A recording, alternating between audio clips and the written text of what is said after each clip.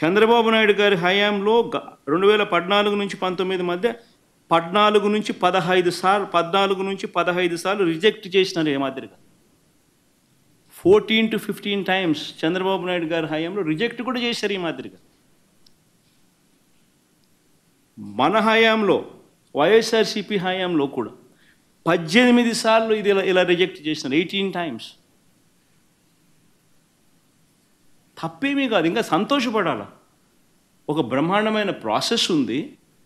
ఆ ప్రాసెస్ ఎంత గట్టిగా పనిచేస్తూ ఉంది అని అంటే, ప్రతి ట్యాంకరు వచ్చిన తర్వాత 3 సార్లు ఆ శాంపుల్స్ టెస్ట్ చేసి దాంట్లో ఉన్న పదార్థాలను 3 శాంపుల్స్ దాన్ని టెస్ట్ చేసి 3 టెస్టులు పాస్ అవుతేనే దానికి యాక్సెప్ట్ చేస్తూ లోపలికి పంపించే కార్యక్రమం చేస్తారు అన్న ఒక మంచి రోబస్ట్ ప్రాక్టీస్ అనేది ఏదైతే ఉందో, ఆ రోబస్ట్ ప్రాక్టీస్ను దాన్ని నువ్వు బ్రహ్మాండమైన ప్రాక్టీస్ ఉంది అని చెప్పి సంతోషపడాల్సింది పోయి, గొప్పగా ప్రాక్టీస్ ఉందని చెప్పి ప్రపంచానికి చెప్పాల్సింది పోయి, మనం చేస్తూ ఉన్న పని ఏమిటి? అబద్ధానికి రెక్కలు కడతా ఉన్నాం, జరగనట్టుగా చెప్తా ఉన్నాం. ఏకంగా చంద్రబాబు నాయుడు గారు అనే వ్యక్తి నాసిరకమైన పదార్థాలు వాడేశారని, యానిమల్ ఫ్యాట్ గీకు బదులు కూడా వాడేశారని, లడ్లు తయారైనాయని భక్తులు తినేశారని, ఎంతటి దారుణమైన అబద్ధాలు ఆడడం ధర్మమేనా అని అడుగుతా ఉన్నా. ప్లస్ ఆశ్చర్య కలిగించే విషయం ఇంకొకటి చెప్పాలి. అసలు ఈ రిపోర్టు, రిజెక్ట్ అయిన రిపోర్టు మొట్టమొదటిసారి జూలై 12వ తారీఖున, అంటే ఎవరి హయాంలో, ఎవరు ముఖ్యమంత్రి? జూలై 12వ తారీఖున శాంపుల్స్ తీసుకున్నారు. అంటే ఎవరు ముఖ్యమంత్రి, ఎవరి హయాంలో ఇది? చంద్రబాబు నాయుడు గారు సాక్షాత్తుగా ముఖ్యమంత్రిగా ఉన్న హయాంలో. ఆయన జూన్ 4న ఎన్నికల్లో రిజల్ట్స్ అయినాయి. జూలై 12 ఆయనే ముఖ్యమంత్రి. ఆయన ముఖ్యమంత్రిగా ఉండగా శాంపుల్స్ జూలై 12వ తారీఖున శాంపుల్స్ తీసుకున్నారు. వచ్చిన ట్యాంకర్, ఒక ట్యాంకర్ తిరుపతికి ఆ టైంలో వస్తే, నెయ్యి సప్లై చేసే ట్యాంకర్ వస్తే దాంట్లో నుంచి శాంపుల్స్ తీసుకున్నారు. ఈ శాంపుల్ను 17వ తారీఖున 17న అంటే వాళ్ళ టెస్టులన్నీ చేసి, ఆ 3 టెస్టులు అక్కడే వాళ్ళు చేస్తారు, చేసిన ఆ టెస్టులు సరిగ్గా రాలేదు కాబట్టి ఆ శాంపుల్స్ను 17వ తారీఖున ఎన్డీడీబీకి పంపించినారు, నేషనల్ డైరీ డెవలప్మెంట్ బోర్డుకు. వాళ్ళు 23వ తారీఖున రిపోర్ట్ ఇచ్చినారు.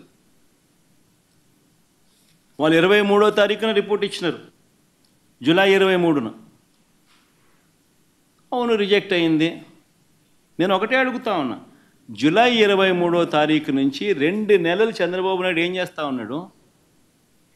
2 నెలల తర్వాత ఇప్పుడు చంద్రబాబు నాయుడు గారి 100 రోజుల పరిపాలన మీద అడ్వర్టైజ్మెంట్ ఇచ్చినప్పుడు ప్రజలు సూపర్ 6 ఏమైంది, సూపర్ 7 ఏమైంది అని చెప్పి ప్రజలు చంద్రబాబు నాయుడు నిలదీస్తూ ఉన్నప్పుడు టాపిక్ డైవర్ట్ చేసేందుకు జూలై 23వ తారీఖున ఇచ్చిన రిపోర్టును ఇప్పుడు తీసి ఆ రిపోర్టును వక్రభాష్యం చేస్తూ ఆ రిపోర్ట్లో నుంచి ఈ మనిషి నోటికొచ్చినట్టుగా ఇష్టం వచ్చినట్టుగా అబద్ధాలు ఆడడం మొదలుపెట్టాడు.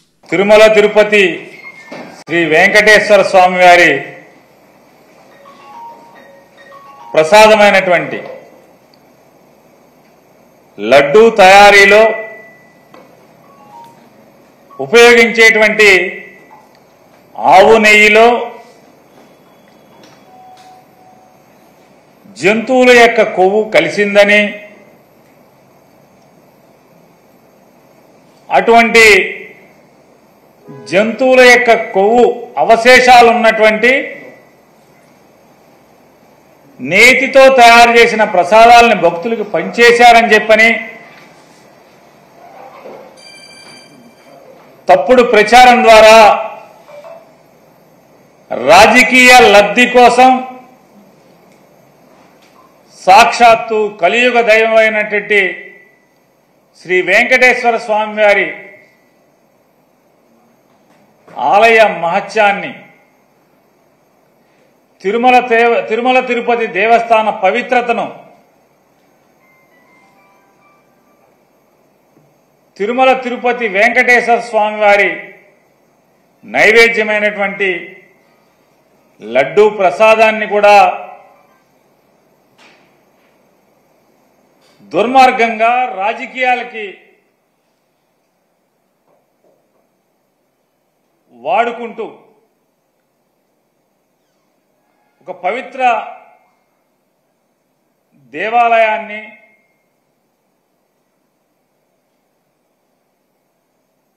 ప్రపంచవ్యాప్తంగా ఉన్నటువంటి హైందవ ప్రజల యొక్క ఆరాధ్య దైవమైనటువంటి వెంకటేశ్వర స్వామి వారిని కూడా రాజకీయాల్లో భక్తుల మనోభావాల్ని దెబ్బతీసే స్థాయిలో ముఖ్యమంత్రి హోదాలో ఉన్నటువంటి ఒక బాధ్యతాయుతమైనటువంటి పదవిలో కూర్చున్నటువంటి నారా చంద్రబాబు నాయుడు గారు తిరుమల తిరుపతి ఎగ్జిక్యూటివ్ ఆఫీసర్ గారైన శ్యామలరావు గారు నెయ్యిలో లోపాలున్నటువంటి నెయ్యిని వెనక్కి తిప్పి పంపాము, మేము దాన్ని వాడలేదు, స్వీకరించలేదు అని, ప్రసాదానికి దాన్ని వాడకుండానే వెనక్కి తిప్పి పంపించాము అని చెప్పని, అలాగే తిరుపతిలో ల్యాబ్ ఉంది, ల్యాబ్లో మేము పరీక్ష చేసి అటువంటి నెయ్యిని వెనక్కి పంపించాము, వాడలేదని చెప్పని ఈవో చెప్తున్నప్పటికీ కూడా దుర్మార్గంగా నారా చంద్రబాబు నాయుడు గారు దీంట్లో జంతువు కొవ్వు కలిసిందని, అలాగే వారి కుమారుడైన నారా లోకేష్ నాయుడు గారు మరొక అబద్ధాలాడటంలో, అసత్యం ఆడటంలో మరొక 10 అడుగులు ముందుకేసి పంది కొవ్వు కలిసిందని చెప్పని ప్రసాదంలో నారా లోకేష్ మాట్లాడుతూ, అలాగే వెనకటికి పెద్దలు చెప్పిన సామెతగా దున్నపోతు ఈనిందని ఎవడో చెప్తే దూడను కట్టేయమని చెప్పని ఇంకొకటి దూడను కట్టేయడానికి పరిగెత్తిన చందాన ఈ తండ్రి కొడుకుల యొక్క దుర్మార్గపు మాటలని, దున్నపోతు ఈంతే దూడ కట్టేయడానికి ఎవడో పరిగెత్తినట్టుగా పవన్ కళ్యాణ్ గారు దాన్ని భుజానేసుకుని ఆ మాటను ప్రచారం చేయటం, వీళ్ళందరూ కలిసి ఉమ్మడిగా కూటమిగా చేసినటువంటి ఈ కూటమి పాపాన్ని ప్రక్షాళన చేసేదానికి సెప్టెంబర్ మాసం 28వ తారీఖున, అంటే ఈ నెల 28వ తారీఖున శనివారం తిరుమల వెంకటేశ్వర స్వామి వారి యొక్క పవిత్రతని వీళ్ళ ముగ్గురు కలిసి, కూటమంతా కలిసి అపవిత్రం చేసినటువంటి దౌర్భాగ్య పరిస్థితుల నుంచి వాళ్ళ పాపాలని క్షమించి వదిలేయమని, దానికి పరిహారం కోసం జగన్మోహన్ రెడ్డి గారి యొక్క పిలుపు మేరకు ఈ శనివారం 28వ తారీఖున ప్రతి నియోజకవర్గంలో కూడా వివిధ దేవాలయాల్లో భక్తులు కానీ, ప్రజలు కానీ, అలాగే వైఎస్ఆర్ కాంగ్రెస్ పార్టీ కార్యకర్తలు కానీ ప్రతి ఒక్కరు కూడా ఆ రోజు ఈ కూటమిగా వీళ్ళు ఏర్పడి స్వామివారి పవిత్రతని ఈ రకంగా కిరాతకంగా పాపానికి ఒడిగట్టిన దాన్ని పరిహారం కోసం ప్రత్యేకమైన పూజలు నిర్వహించమని చెప్పని అందరినీ కూడా వైఎస్ఆర్ కాంగ్రెస్ పార్టీ తరఫున కోరుకుంటున్నాం. జగన్మోహన్ రెడ్డి గారిని రాజకీయంగా దెబ్బదా కొట్టాలంటే నువ్వు డైరెక్ట్ రా, ఆయన సిద్ధంగా ఉన్నాడు. వెంకటేశ్వర స్వామిని, మతాలని, కులాలని విచ్ఛిన్నం చేసి ఇది పెద్ద కుట్రగా మేము భావిస్తున్నాము. దీని మీద ఎటువంటి ఎంక్వైరీ అయినా సిద్ధంగా ఉన్నామని చెప్పి జగన్మోహన్ రెడ్డి గారు సుప్రీంకోర్టు న్యాయమూర్తికి, ప్రధాన న్యాయమూర్తికి లేఖ రాశారు. అదేవిధంగా ప్రధానమంత్రికి లెటర్ రాశారు. మీరు ఎటువంటి విచారణ జరిపినా వైఎస్ఆర్ కాంగ్రెస్ పార్టీ మేము సిద్ధంగా ఉన్నామని చెప్తే సిట్ అని చెప్పి ఈయన సిట్ అంటే కూర్చున్నవాడు, స్టాండ్ అంటే నుంచున్నవాడు ఒక ఆఫీసర్ని వేశాడు. ఏం రాస్తాడు? లోకేష్ దగ్గరికి ఈయన దగ్గరికి వెళ్ళి ఏం రాయమంటారు సార్ అని చెప్పి అడిగి రాస్తారా సిట్ రిపోర్టు? మీకు దమ్ముంటే సుప్రీంకోర్టు ప్రధాన న్యాయమూర్తితో విచారణ జరిపించండి, లేకపోతే సిబిఐతో విచారణ జరిపించండి. ఏమీ లేవు. సిట్ అంటే కూర్చునేవాడు, ఈయన కూర్చోమంటే కూర్చునే సిట్ అనే ఒక పోలీస్ ఆఫీసర్ని వేసి విచారణ జరిపిస్తాడంట. ఇంకా పైన చెబుతాడు మక్కిలు ఇరక్కొడతా. ఎవడ మక్కిలు ఇరక్కొడతాడు? కాకినాడ ఎమ్మెల్యే ఒక ఎస్సీ ఒక కాలేజీ ప్రొఫెసర్ని మక్కిలు ఇరక్కొట్టాడు. నువ్వేం చేసావు? ఆ ఎమ్మెల్యే మక్కిలు ఇరక్కొట్టావా? వెస్ట్ గోదావరి జిల్లాలో ఈ రాజ్యాంగాన్ని రచించినటువంటి డాక్టర్ బిఆర్ అంబేద్కర్ గారి పటాన్ని చించి అవతల వారేశాడు. అక్కడ దళితులు ఆందోళన చేస్తున్నారు 2 చోట్ల కూడా. నువ్వేం చేసావు? 2 ఎమ్మెల్యేలు మక్కిలు ఎరకొట్టావా? ఈ రాష్ట్రంలో నీ పార్టీ కార్యకర్తలు నాయకులు బరి తెగించి రోడ్ల మీద వైఎస్ఆర్ కాంగ్రెస్ పార్టీ కార్యకర్తలను చంపుతున్నారు, నాయకులను చంపుతున్నారు. ఇలా మక్కిలు ఎరకొట్టావా? వాళ్ళ మీద కనీసం కేసులు పెట్టగలిగావా? నువ్వు నీ పార్టీ వాళ్ళ మక్కిలు ఎరకొట్టలేవు, నువ్వు వచ్చి అవతల వాళ్ళ మక్కిలు ఎరకొడతా. ఇవన్నీ పోసుకోవాలి కబుర్లు ఎందుకు?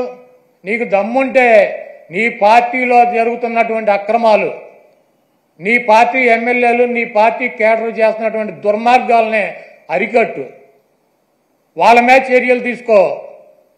నువ్వు ఇవన్నీ చేయకుండా నొట్సలతోనేమో ఒకటి చెబుతావు, నోటితోనేమో ఒకటి చెబుతావు. ఇక 24 గంటలు దేవుడైనా రాజకీయమే, మావైనా రాజకీయమే, ఏదైనా రాజకీయమైనా మన బతుకు. కాబట్టి చంద్రబాబు నాయుడు చేసినటువంటి ఈ దుర్మార్గానికి, వెంకటేశ్వర స్వామి మీద ఆయన ప్రసాదం మీద జరిగినటువంటి బురదకి ఆ స్వామిని క్షమించమని చెప్పి, ఈ చేసినటువంటి చంద్రబాబు చేసినటువంటి ఈ దుర్మార్గానికి, ఈ పాపానికి ఏమన్నా శిక్ష వేస్తే ఆయనకి వేయండి కానీ ఈ రాష్ట్ర ప్రజలకు కానీ, దీంట్లో తెలవక ఎవరన్నా సమిధులైతే వాళ్ళని వదిలేయమని చెప్పి 28వ తారీఖున వైఎస్ఆర్ కాంగ్రెస్ పార్టీ నాయకులు, కార్యకర్తలు, అదేవిధంగా ఆ వెంకటేశ్వర స్వామి భక్తులు మీకు అందుబాటులో ఉన్నటువంటి దేవాలయాల్లో పూజలు చేసి చంద్రబాబు చేసినటువంటి ఈ పాపాలకి, చంద్రబాబు చేసినటువంటి ఈ దుర్మార్గానికి, చంద్రబాబు దిగజారిపోయినటువంటి ఈ దిగజారుడుతనానికి ప్రత్యాత్తాపంగా మేమందరం కూడా ఈ రాష్ట్రం సౌభాగ్యంగా ఉండాలని చెప్పి వెంకటేశ్వర స్వామికి కానీ, వెంకటేశ్వర స్వామి ప్రసాదానికి కానీ ఎవరూ కూడా హాని చేయలేరు. అది చెయ్యాలన్నటువంటి తలంపు వచ్చినా కూడా, చెయ్యవసరంలా తలంపు వచ్చినా కూడా ఆ స్వామే చంద్రబాబు కన్నా మహిమ ఉన్నవాడు, చంద్రబాబు కన్నా ఎక్కువ అధికారం ఉన్నవాడు. చంద్రబాబు లాంటి 1,00,000 మంది చంద్రబాబులను కూడా వెంకటేశ్వర స్వామిని కన్నెత్తి కూడా చూడలేనటువంటి శక్తి సామర్థ్యాలు ఉన్న ఆయన తప్పు ఈ కార్యక్రమంలో ఆయన పేరు అడ్డం పెట్టుకుని ఎవరైతే ఈ దుర్మార్గానికి పాల్పడ్డారో ఆ దేవుడే, ఆ వెంకటేశ్వర స్వామి ఆ వ్యక్తి మక్కిలెరకొట్టి ఒక మూల కూర్చోబెట్టే పరిస్థితి త్వరలోనే మనం అందరం చూస్తాం. ఈరోజు మీ ప్రభుత్వంలో మీ ఈవో ఉండగా మీరు టెస్టింగ్ చేసిన మిల్క్లో వెజిటబుల్ ఫ్యాటా ఇంకో ఫ్యాటా ఉంటే దానికి బాధ్యత ఎవరు? శ్యామలరావు గారా, లేదా ప్రభుత్వంలో ఉన్న చంద్రబాబు నాయుడు గారా, లేదా ఎవరు? టీటీడీ బోర్డులో ఉన్న మెంబర్సా? సో ఇది ఒకసారి మనం ఆలోచించాల్సిన విషయం.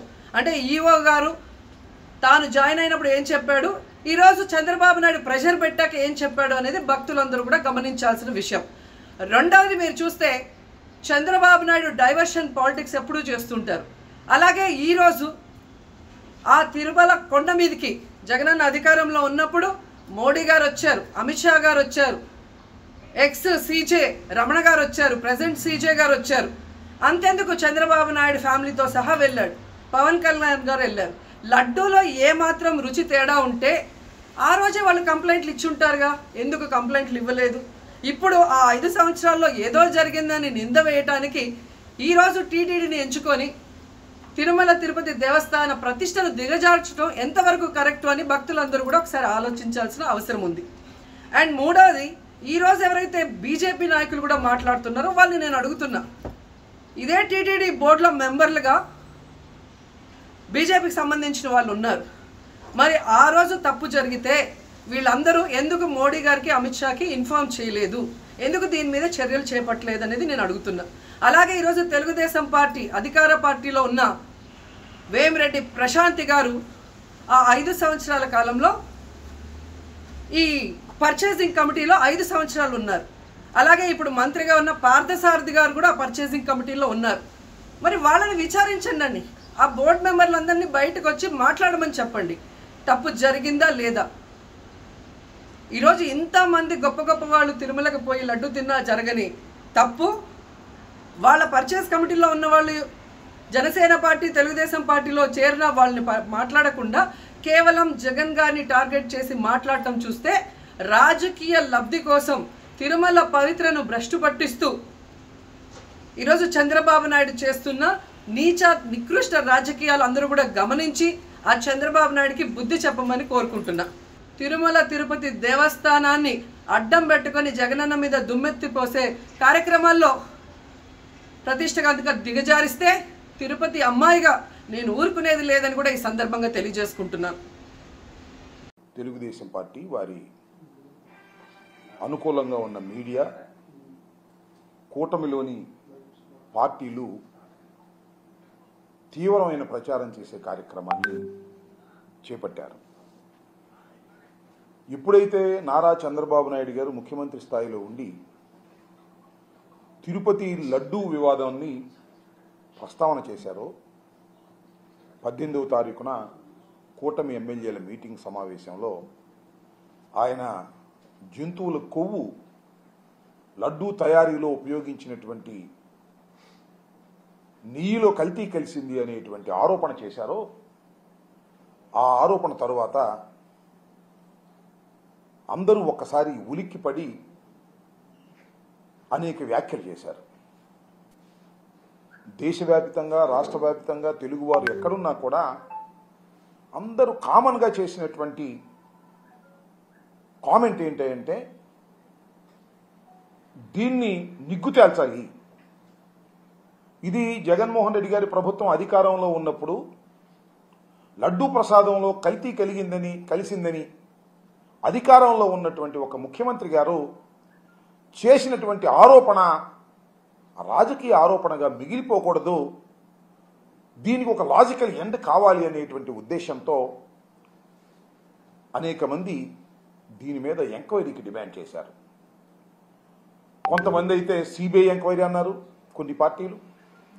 కొందరైతే సిట్టింగ్ జడ్జి చేత విచారణ జరిపించాలన్నారు. కొందరైతే సిట్టింగ్ జడ్జి పర్యవేక్షణలో ఒక ప్రత్యేకమైన స్పెషల్ ఇన్వెస్టిగేషన్ టీమును వేసి వారి చేత విచారణ జరిపించాలి. ఇది పెద్ద ఆరోపణ, మతపరమైనటువంటి ఆరోపణ. భారతదేశంలో హిందూ మతానికి సంబంధించినటువంటి ఒక పవిత్రమైన దేవాలయంలో ఇలాంటివి తయారయ్యేదనేటువంటి ఆరోపణ చాలా భయంకరమైన ఆరోపణ. దీన్ని ఆ స్థాయిలో విచారణ జరిపి వాస్తవాలు నిగ్గు తేల్చి నిజమైతే ఆ దోషుల్ని శిక్షించాలి అనేటువంటి డిమాండ్ సర్వవ్యాపితంగా వినిపించింది. తర్వాత చంద్రబాబు నాయుడు గారు మొన్న ఎప్పుడు అనుకుంటాను చాలా వ్యాఖ్యలు చేస్తూ ఆయన ఎంక్వైరీ చేస్తానన్నాడు. ఏం ఎంక్వైరీ విన్నారు కదా. ఆంధ్రప్రదేశ్ ప్రభుత్వంలో పనిచేస్తున్నటువంటి ఒక డిఐజీ స్థాయిలో అధికారిని వేసి